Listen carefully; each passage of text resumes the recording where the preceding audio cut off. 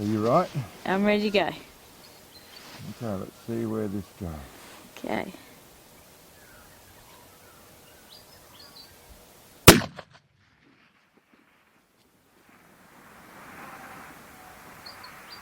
Right and Okay. low. Yeah, that was good.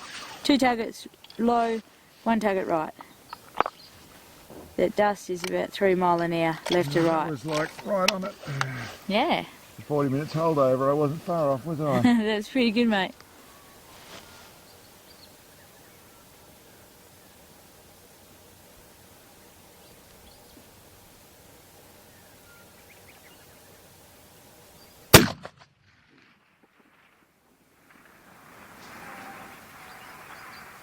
Right. Good height, 2 o'clock, 2 target, or 1.5 targets right. I didn't try and correct for the right. Okay. I just corrected my height. Just seeing how much where it actually went.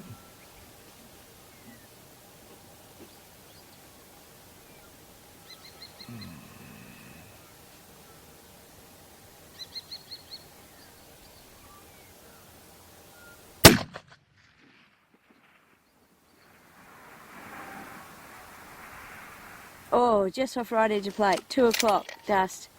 Just off the edge. Yeah. Yeah.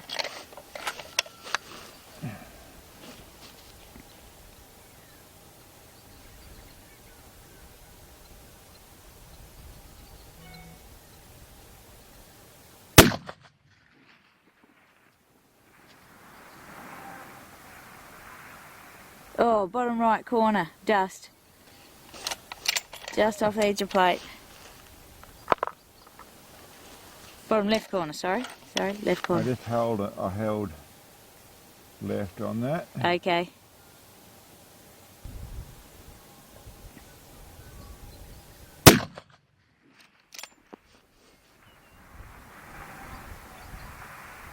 Hit, top right corner, got him.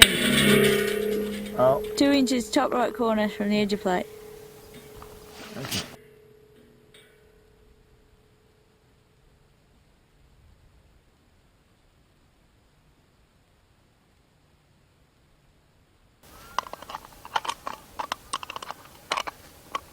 No sign of anyone anywhere. Right. No sign of anyone anywhere. It's quite quiet, isn't it? Okay, so let's see what we got. Okay, ready to go.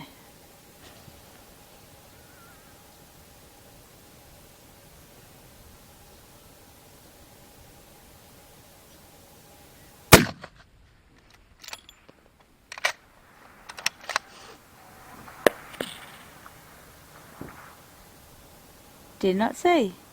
Plate clean.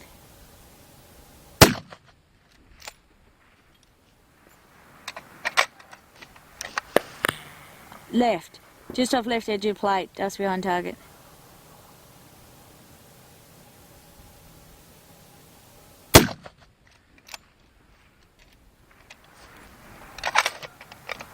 Hit. Beautiful. Center of target.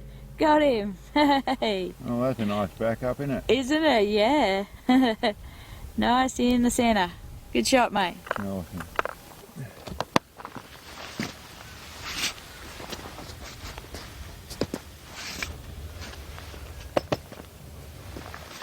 Okay, well, that's my data filled in for that shot. Today we were out actually testing this rifle. I just made a little modification to it, just a little bit of tweaking, put a different butt stock on it, raised it up so it's in line. Gun shot very, very well, don't get me wrong, but it's a little feature I wanted to actually adjust and get to perfect. And we set up a target out there, we'll verify it. I'll just do the beginning end of it. We've already ranged it, but just so you can see it for yourselves, I'll zero it here. We'll let it find itself. By the way, we've actually tested this system. It's nice and simple. We've got Garmin. We use a little Garmin unit. We've got a Google Maps, Google Earth, that sort of stuff to verify these to make sure those systems work fine, and we're happy. They're within sort of in this area here within sort of the 2 to 3 meters of accuracy, which works fine for what we're doing, but that worked really well. So anyway, we'll range that down at target so you can see. What I actually wanted to go through today, I wanted to test that. That's actually out at 2,700 yards or a little bit over. But was also to go through some of the questions I get about how is it we can get so close on target straight away, and how is it in the ELR stuff or the ultra range stuff, whichever you want to call this, a 7mm out at over 2,700 yards. How's that work in the way of the difficulty that it can be to do this sort of shooting, and why is it so easy for us?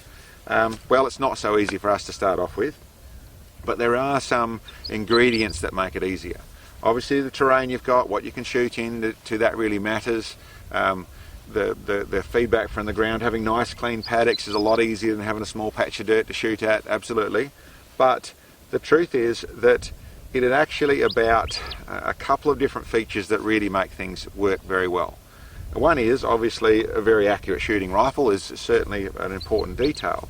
But in actual fact, even with a rifle that shoots really well, unless everything else in your platform and your systems is working, it's still incredibly hard to try and pull off the extreme range shooting. And people have actually tried it. Well, they'll be able to tell you that when you go out there and you actually pull that trigger and you're shooting at 2,000, 3,000 more yards or meters, in whichever distance or terminology you want to use, you can have days where you can't even get on target because you can't find where you're shooting.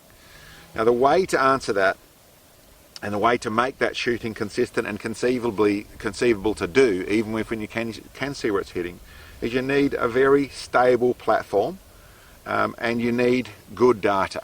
And when I talk about good data, I'm not talking about your exact bullet speed that you've measured and you've got a very good extreme spread, and there's a lot of people that do a lot of work at the range, which is all great, and you work very well, and you'll get very good bullet speed data, but it isn't just that makes ballistic algorithms, ballistic applications work really well in the extreme range side of things. You'll find you need to tweak them. You do that with real data. And when I mean real data, I'm not saying that muzzle velocity and a very good extreme spread and a very accurate group at 100 yards or 500 yards isn't very good. But it is not the same as actually finding out how your system, how your setup, how everything operates out at extreme ranges. And I want to touch on a couple of things there. I mentioned data. Our system now, we use this, it doesn't matter, I'm not talking about using our system, but we have a full form filled out with all the data we want on there.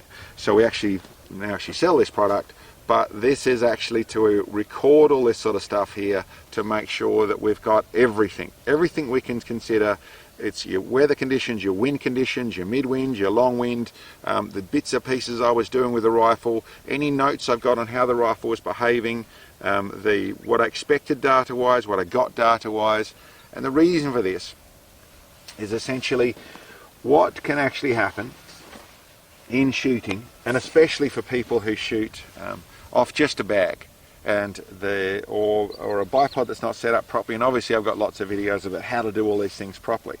But when you are dealing with any issues, and what I mean by that, I'll use the bag as an example. When you're actually squashing a bag with your hand to get your hold on there, as for one shot, it works fine. It's not really a problem. And really, is this, for a one-off shot or 2 shots in a row, is this any better having an adjustable bag base than that system? No. If you're doing your bag properly, no, it isn't any better. Where it changes and where data is most relevant is not actually getting onto the target. Although it's very important to get there, and you need all the right stuff to get there, you obviously see where you miss to, you correct for it, and you shoot there and you hit. Done. So as long as you can see your first shot or see a shot and adjust from that, well, you'll get there anyway. The trick is essentially that you want the data is important really for your long term is what you end up with.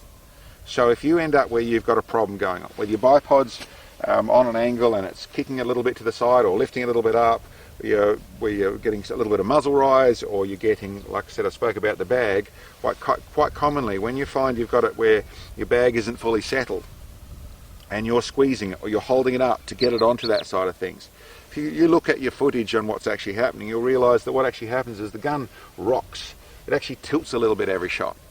Now, it's only a little bit, but what that'll actually do, and you'll still get on target, I'm not saying you won't, but what will actually happen is that your bullet drop, or where your actual impact is, will be a little bit high because of that. So in the long term, that data you just recorded, let's say, now this shot here is extreme range, I'm using approximately 160 minutes of elevation.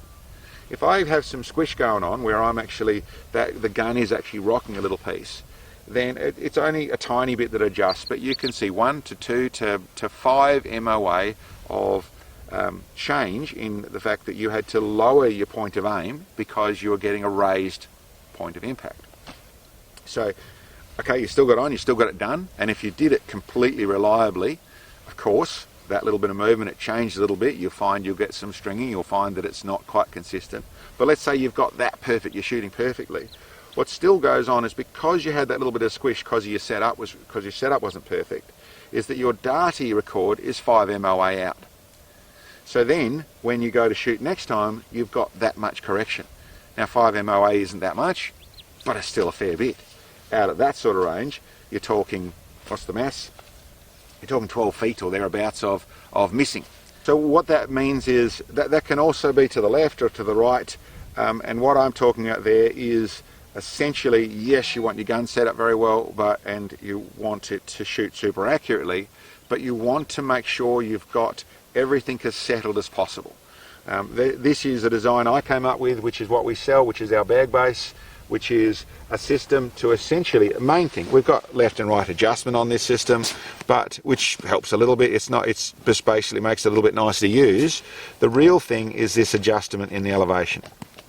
What it does, yes, there's all sorts of other features you can use it for. It's nice to use, you can bore sight with it, you can do all sorts of bits and pieces. It makes it a little bit easier. The big deal that it makes, and the thing that I've found and discovered, is that essentially I get, as you see I've been shooting, that bag now is fully compressed. It's not changing, it's sitting there. To adjust it, I'm not squishing it and settling the bag, I'm simply adjusting the rear for it. Now what that does, essentially, means that every shot is the gun's behaving exactly the same. So obviously your shooter form and all that side of things has to be completely consistent as well, and this is all part of what I'm talking about. But and whether your muzzle brake or the weight of your gun or the way your bipods operate, all that sort of stuff has to be in line as well. This is a feature I've found that is actually a big help to us. Doesn't actually make us more accurate on the single shot. You know, we've gone and tested, you know, that's not about that. It's about, as much as anything, recording data. And that's what I'm really trying to get to here, is that your data side of things is, it's important to get you on target, but it's actually more important what you take from your shoot. When you're out shooting, what you take away from that, you want to be consistent. So to get good data, you need your rifle, you need everything to behave very, very well. And you'll see when I talk about adjusting these apps and tweaking them, I change muzzle velocities from my recorded muzzle velocity to something that actually suits this bullet, this setup at extreme ranges. And I do that, I record it all the time, but I do that in bouncing back and forwards across my data. I have recorded data, so I'll have, whether it's 2 shoots or it's 100 shoots with that rifle at ranges from 1,000 to 3,000, different weathers, different barometric pressures, different bits and pieces, all the weather recorded, and then I'm always bouncing those. I'll rerun that data back through the app and see what it is, and I'll tweak it, and I'll get to the point where I find a combination that suits all those different conditions, and then I'm pretty confident I'm in the right place. And that is why, with rifles that I've shot a lot, I can be within 1 MOA on my first pull. I can get on target. You know, sometimes reading conditions is a big deal here. Reading the wind, absolutely. You know, we are no experts at that. We try to be, but it's something that changes. The likes of something like Coriolis, which people ask about. Listen, it matters, but in truth, in most instances, I can't even verify that Coriolis affected the shot. I factor it in. I do the data to factor it in. Where Coriolis is more relevant to me is afterwards. So that then that is part of the equation that I put there. So then my long-term data, my long-term working out what's going on, is I'm always using that Coriolis, and whether it's at this shot, we're in 2 minutes of elevation, extra elevation needed for the Coriolis. So I've allowed for it and I'm trying to get on target, but like I said, what's more important to me is that it is recorded with the Coriolis in there, so then I know when I'm shooting in the opposite direction that I'm then allowing for that. So then that gets to where I'm actually working out a bullet speed, making my app work as well as it can. But it really comes from good data recording and a very stable system. I use my adjustable bag base as to try and essentially get full control, make my bag as consistent as possible. So I essentially, and I've actually watched it, even shooting on little calibers, which quite surprises me. The little 17 Hornet, just go out and just shoot off a bag, and just by doing the squeeze side of things, it seems to work, but in actual fact you find there's a little bit of compression in there, and you'll see this gun doing this. Actually, if you watch them, they'll actually rock, just a little bit rocking back, which of course is the nature of having a fulcrum up here and the thing trying to push back. It naturally wants to push back on this buttstock. So just something I wanted to go through. It's something that I've found super relevant, and it is probably one of the secrets in truth about how to get them to shoot really well at extreme long range. Is essentially, obviously, good shooter form, very good loads, very good rifle, but data and the couple of tricks for us is certainly the way we record our data, the amount we use our data, the way we modify the apps according to our data, and our bag control is something that really does help with this extreme shooting. Here we are on target. There's our 2 hits. The 7mm did quite well out here. There's our range. 2763 yards. Yeah, okay. So on target, ranged. As I said, measuring tape app for iPhone, works really nicely. I should also say, I mentioned that we do the data stuff, which we're talking about there. Here's actually a close-up look of what they essentially are. We have our folder, which is our finished result, which essentially you can put all your recorded data in when you're at home, and then we have this folder for the field. So there's obviously, you can buy packs of 50 or more of the actual sheets, which I've actually done up 3 sheets with the firearm conditions, with the target and data, and I have a multiple page where you can get 5 shots on as well. They just slip inside here. As you can see, they've got the holes in there ready to be able to go in and use in the ring binder later on. And we've finished them like in this supposedly it seems to be nice and durable coating, with a bit of a sort of smart leather looking finish, but essentially those are those folders. I'll find them on our new store, our online store we've got on there, which we'll put a link at the bottom of the video in the descriptions, the info down there about that side of things, which you can see other bits and pieces. We've got t-shirts and stuff there as well for the people asking. But anyway, that's just hopefully those clues, the data and that super consistent, super well set up shooting form and platform are certainly what I would say is some of the real bits that are the answer to how can we do this sort of stuff and how does it make it look so easy. Like I said, it's not easy, it takes hard work, but those are some real tips that I would say are the bits that make this stuff really work.